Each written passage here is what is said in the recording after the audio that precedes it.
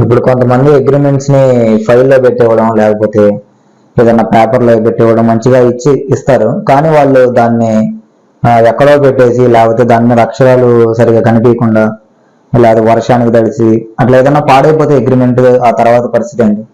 అసలు కనిపెట్టలేకుండా అగ్రిమెంట్ పాడైపోతే మాత్రం కష్టం. ప్రామిసరీ నోట్ అయినా సేల్ అగ్రిమెంట్ అయినా అది దానికి విలువ ఉండదు. కాకపోతే దాంట్లో ఉన్న మ్యాటర్ని మనం కనిపెట్టగలిగితే మాత్రం దానికి విలువ ఉంటుంది.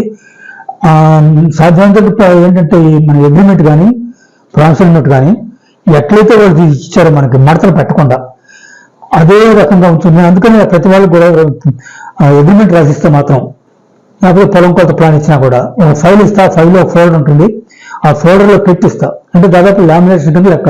లామినేషన్ మాత్రం కాదు, కానీ ఒక ట్రాన్స్పరెంట్ ఫోల్డర్ ఉంటుంది, దాంట్లో పెడతా. పిన్ మాత్రం కొట్టడం, ఎందుకంటే ఎప్పుడన్నా ఫోటో కాపీలు తీయించుకోవాలన్నా కూడా బాగుంటుంది కాబట్టి పిన్నులు కొట్టకుండా ఇస్తా, ఫైల్లో ఇస్తా. నేను చెప్తే వాళ్ళకి కాగితం మాత్రం మడత పెట్టవద్దు. కాగితం మడత పెడితే దాని లైఫ్ తొందరగా పోతుంది. ఎన్ని ఎక్కువ మడతలు పెడితే అంత తొందరగా అది శుభ్రం అయిపోతుంది. కాబట్టి దీన్ని ఎట్లనే ఉంచండి, ఈ ఫైల్లోనే ఉంచండి అని చెప్పి ఇస్తాను నేను. అయితే చాలా మంది ఏం చేస్తారంటే దీనికి విలువ ఈ కాగితం తీసి వేరే కొత్త కాగితాలు ఆ ఫైల్లో పెట్టుకొని వీటిని అక్కడ పడేస్తూ ఉంటారు.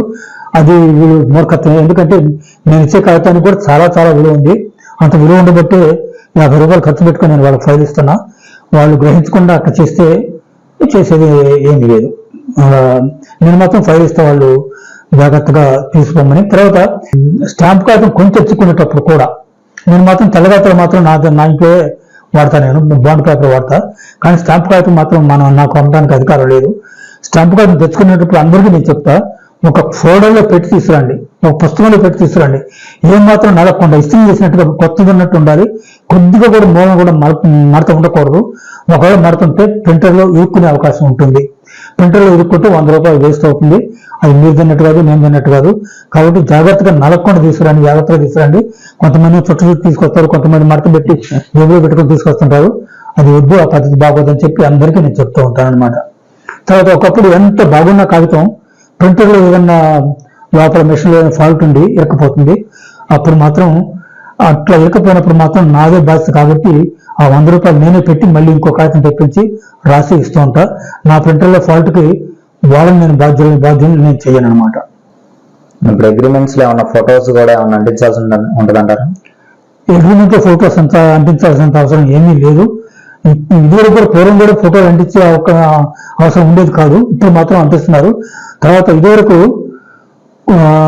కొనేవాడి సంతకాలు రిజిస్టర్ దస్తావేజులు కూడా ఉండేటండి.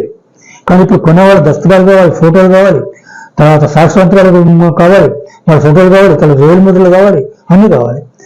వేలు ముద్రలు మాత్రం మొదటి నుంచి ఉంది అలవాటు, ఫోటోల అలవాటు మాత్రం కొత్తగా వచ్చింది. తర్వాత ఆధార్ నంబర్లు ఇవన్నీ కూడా సరే మొత్తం మీద సాక్షుల ఫోటోలు, అమ్మేవాళ్ళ ఫోటోలు, కొనేవాళ్ళ ఫోటోలు అన్నీ ఉండాలి. పూర్వం మాత్రం అమ్మేవాళ్ళ సంతకం ఉంటే సరిపోతుంది, అమ్మేవాళ్ళ వేలుముద్ర కూడా కావాలి. సంతకంతో పాటు వేలుముద్ర కూడా కావాలి. ఒక సంతకం చేయలేకపోతే మాత్రం వేలుముద్ర తప్పకుండా కావాలి. తర్వాత కొనేవాళ్ళ సంతకం కూడా కావాలి. కొనేవాళ్ళ సంతకం ఇదివరకు అక్కర్లేదు, ఇప్పుడు మాత్రం కొనేవాళ్ళ సంతకం వేలుముద్ర కూడా తీసుకుంటున్నారు. కొత్తగా రూల్స్ వచ్చినాయి అన్నమాట. అట్లా ఉండడం మంచిదా అంటారా? చాలా మంచిది. నాకు ఈ రూల్స్ మాత్రం బాగా నచ్చినాయి. సంతకాన్ని కూడా నమ్మితే నమ్మకపోవచ్చు, కానీ వేలుముద్ర అయితే మాత్రం సాధారణంగా దాన్ని కాదంటానికి వీలు పడదు. సంతకంలో ఇవాళ నా సంతకం నేను ఇవాళ పెట్టి ఇంకా సంతకం పెడితే బోళ్ళంత తేడా కనపడుతుంది, నాకే కనపడుతుంది. మరి ముసలితనమని తేడా కనపడుతుందో ఏమో తెలియదు. కానీ మొత్తం మీద ఇప్పుడు సంతకం చేసి ఇంకా సంతకం చేస్తే అసలు పేరుకే ఉండదు సంతకానికి. అయినా సరే లెబారెటరీ వాళ్ళు మాత్రం కనిపెడతారంట, ఎట్లా అట్లా తేడా పూర్తిగా ఉన్నా కూడా వాళ్ళు కనిపెడతారు. ఏదో స్ట్రోక్స్ అనేవి ఏమో ఉంటాయంట, వాళ్ళు కనిపెడతారంట. కానీ వేలుముద్ర ఉంటే మాత్రం ఈ బాధ ఉండదు. వేలుముద్ర మాత్రం ఒక మనిషి వేలుముద్ర ఇంకో మనిషి వేలుముద్రతో కలవటం అనేది దాదాపు అసంభవం. కాబట్టి వేలుముద్ర చాలా ఉత్తమ పద్ధతి అది. ఇప్పుడు ఇంతకుముందు చూసాము మనం, ప్రామిసరీ నోట్స్ అనేవి మతిస్థిమితం లేని వాళ్ళు రాస్తే చెల్లదు అట్లా అని చెప్పాం. ఇప్పుడు ఇందులో కూడా అదే వర్తిస్తుందా? పూర్తిగా అదే పాయింట్లు వర్తిస్తాయి. మతిస్థిమితం లేనివాడు అమ్మకూడదు, మతిస్థిమితం లేనివాడు కొనకూడదు, మతిస్థిమితం లేనివాడు ఈ సాక్షి సంతకాలు పెట్టకూడదు, మతిస్థిమితం లేనివాడు అగ్రిమెంట్ రాయకూడదు.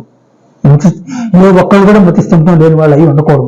అందరూ మతిస్థిమితం అయిన వాళ్ళే అయి ఉండాలి. తప్పకుండా చెప్పండి. మతిస్థిమితం ఉన్న వాళ్ళే అయి ఉండాలి.